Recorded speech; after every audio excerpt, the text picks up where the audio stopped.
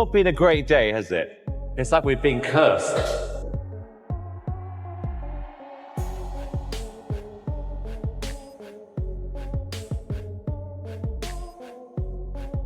The Sacred Riana terrified millions on America's Got Talent with her dark magic and haunting presence, then mysteriously vanished from the showbiz world, leaving fans wondering if the ghostly magician had become just another illusion.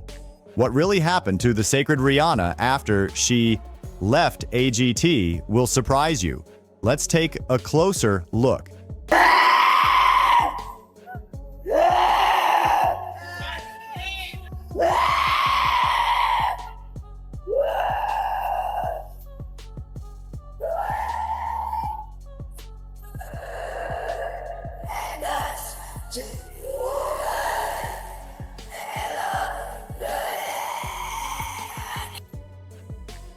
She's telling you to look inside and there's something in there.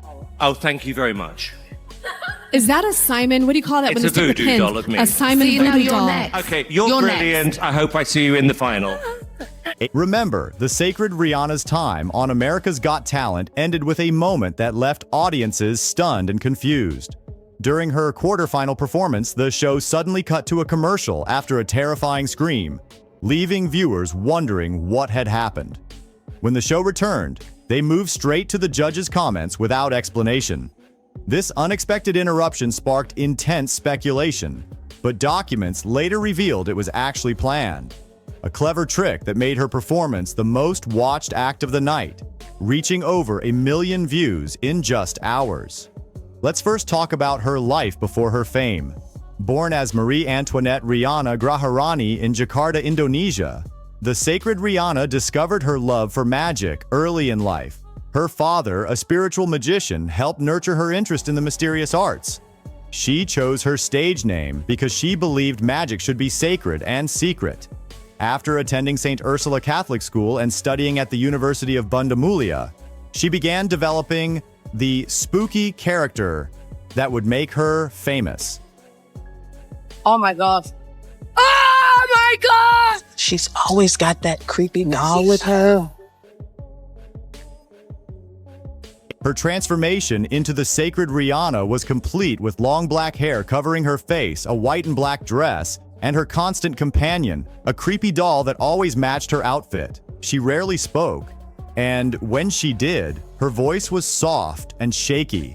This wasn't just any magic act. She created something new by mixing Asian horror elements with magic tricks, taking inspiration from the character Sadako from the Ring movies.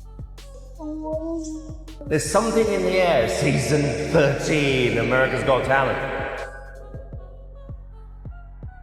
Oh my God! That's crazy. The magic is incredible, but the horror is real. It's really scary. And I don't like scary things. Before making it to America's Got Talent, Rihanna had already proven herself a force to be reckoned with. She won Asia's Got Talent in 2017, beating out strong competition. This victory gave her the confidence to try her luck on the bigger stage of AGT, where she became only the second Indonesian performer to compete on the show. The Sacred Riana!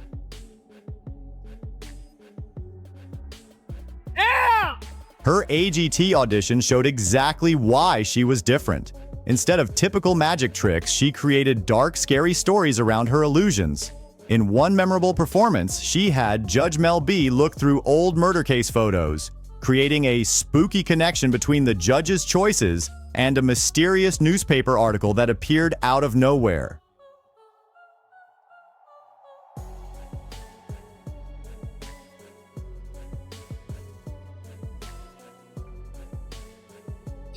Oh my God. 12 people died in a building blaze. Suicide victim to blame. Oh my gosh.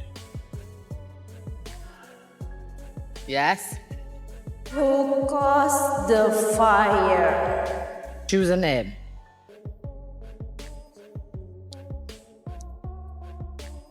I say Bob. Her ability to combine storytelling with magic made her stand out from other performers.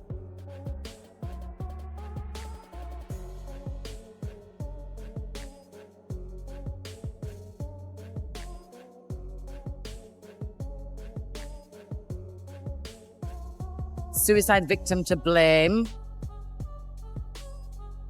Oh my God. It's his Bob. Bob. Bob. My hands are shaking. But wait, there is more. As she moved through the competition, her acts grew more intense. She played with the idea of imaginary friends coming to life and created illusions where multiple versions of herself appeared throughout the theater.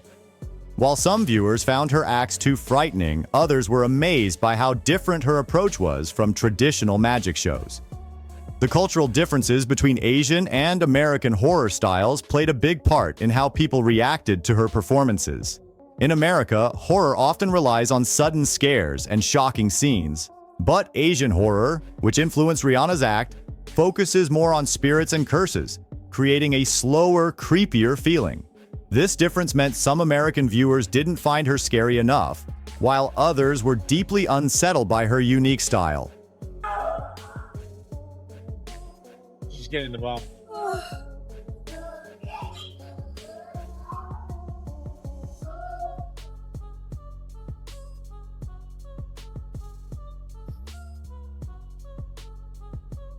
Gone. She's gone.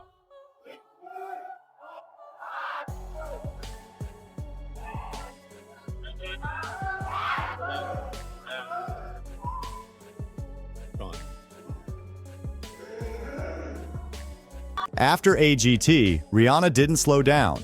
She appeared on Britain's Got Talent, The Champions in 2019, though she didn't make it to the finals. But this setback didn't stop her. She branched out into movies, starring in her own horror film called The Sacred Riana Beginning. This made her the first AGT contestant to have a movie based on their character. The film was successful enough to lead to a sequel, The Sacred Riana 2, Bloody Mary, in 2022.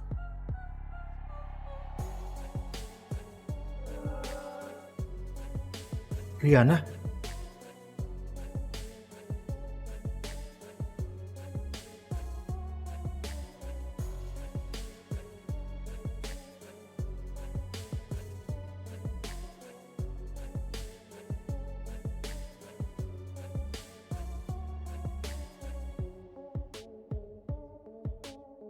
Away from the stage, Rihanna shows a different side of herself. Her social media gives glimpses of her regular life, including photos with family where she's not wearing her signature costume. She's even ventured into business, creating her own snack flavor with a gourmet popcorn brand.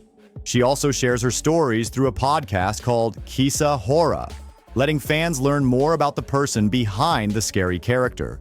Today, at 31, the Sacred Riana continues to perform across Asia, selling out shows and rarely appearing on television. She still doesn't break character in public, maintaining the mysterious persona that made her famous. She sees her performances as more than just entertainment. They're a way to represent Indonesia on the world stage. In her own words, shared during Indonesia's Independence Day celebration, she takes pride in showing her country's culture through her unique art form. Her journey from a young girl practicing magic with her father to becoming an international performer shows how staying true to your vision can lead to success. Even though her style wasn't traditional and sometimes confused audiences, she never changed her approach. Instead, she used those differences to create something unique that people had never seen before. The Sacred Riana's story continues to evolve. She performs live shows, appears in movies, and keeps developing new ways to share her special brand of magical horror with audiences. While she might not have won America's Got Talent, she created something more valuable, a lasting character that people around the world recognize and remember. Her mix of magic, horror, and storytelling changed how people think about magic shows, proving that being different can be the greatest strength of all. Bob, keep on talking to the people. They might never hear your voice again. Keep on talking to them for a little while until you're cool, man. Well, you see, the people have a voice inside of them that talk to them, you know. That is the voice that these people must listen to. Because in everything you're going to do, there's a wrong way and a right way. And if you listen good, you will know the right way. You know? Because there is a voice inside talking to everyone. See? See? Bob Marley was 36 years old when he died in Miami's Cedars of Lebanon Hospital on May 11, 1981. The man who brought reggae to the global stage and sold 75 million records had succumbed to cancer. But the circumstances leading to his death reveal a complex story of dedication, faith, and fateful decisions. Bob Marley, his reggae music known far beyond its roots in Jamaica, died in a Miami hospital today after a long battle against cancer. Bob Marley was born on February 6, 1945 in 9 Mile, Jamaica, on a farm owned by his grandfather, Omara Malcolm. His mother, Cedella Malcolm, was just 17 when she met Bob's father, Norval Sinclair Marley, a white Jamaican with English roots who was much older at 64. Norval, a captain in the Royal Marines, managed British-owned land in St. Anne Parish. However, he was mostly absent from Bob's life, leaving Cedella to raise him on her own with little financial support. Despite this, Bob had a strong male influence in his grandfather Omara, a respected businessman and traditional healer. Omara's deep connection to his African heritage and his wisdom left a lasting impact on Bob, shaping his identity and future music. Bob was raised Catholic, but as he grew older, he embraced Rastafari, a religion that focused on natural living, a connection to Africa, and rejecting Western values. This belief also influenced his appearance, as Rastafarians typically grow their hair into long, twisted dreadlocks.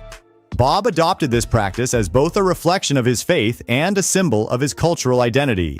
His iconic dreadlocks became globally recognized, forever linked with his music and the messages of unity and strength it carried, spreading from 9 Mile to the rest of the world.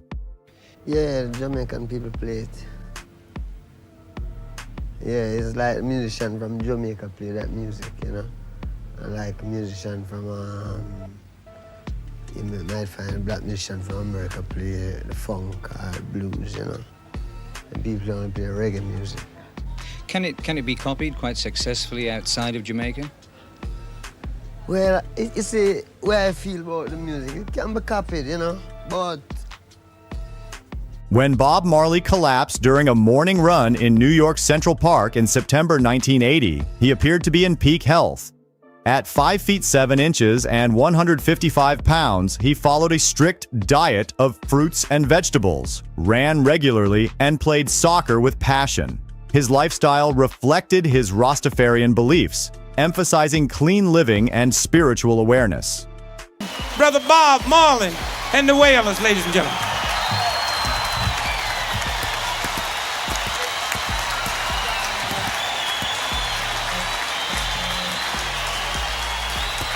The collapse happened just one day before Bob Marley was supposed to perform at Madison Square Garden. He had a seizure, his vision became blurry, and he had trouble speaking. Even though this was a serious health scare, Marley still performed the next night, staying true to his dedication to music, even if it harmed his health. Medical tests later revealed a heartbreaking truth. Marley had a brain tumor. Further tests showed the cancer had spread to his lungs. This led to a big question. How did a health-conscious 36-year-old develop such an aggressive form of cancer? The answer lay in a seemingly minor incident from 1977. While playing soccer in Paris during the Exodus tour, Marley injured his right big toe. The initial treatment involved removing the toenail, but when he performed at London's Rainbow Theatre weeks later, his boot would fill with blood during performances. London specialists diagnosed Bob Marley with a melanoma under his toenail, and their advice was clear: amputate the entire toe to stop the cancer from spreading. However, for Marley, whose energetic performances were a hallmark of his career, this was unimaginable. He chose a less invasive procedure in Miami instead, a skin excision and graft. Sadly, Bob Marley made a choice that hurt him. He had a rare kind of skin cancer called acral lentiginous melanoma, which shows up in places like the palms, soles, and under the nails. Even though this type of cancer is rare in people with darker skin, It happens more often in this form. Bob's family later said they had a history of this kind of cancer, which made Bob more likely to get it. When Bob Marley chose not to have his toe removed, the cancer spread. In 1980, doctors told him he only had 3 weeks to live.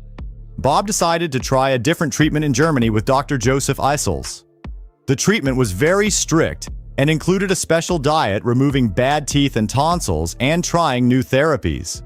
With this treatment, Bob lived 8 months longer than the doctors first thought, but by May 1981, the cancer had spread all over his body. When he tried to go back to Jamaica, his health got worse, and the plane had to land in Miami. He passed away, weighing only 82 pounds. After his death, some people believed in conspiracy theories, saying the CIA caused his cancer with special boots. But there is no proof of this, and doctors said the cancer grew naturally like it does in other people.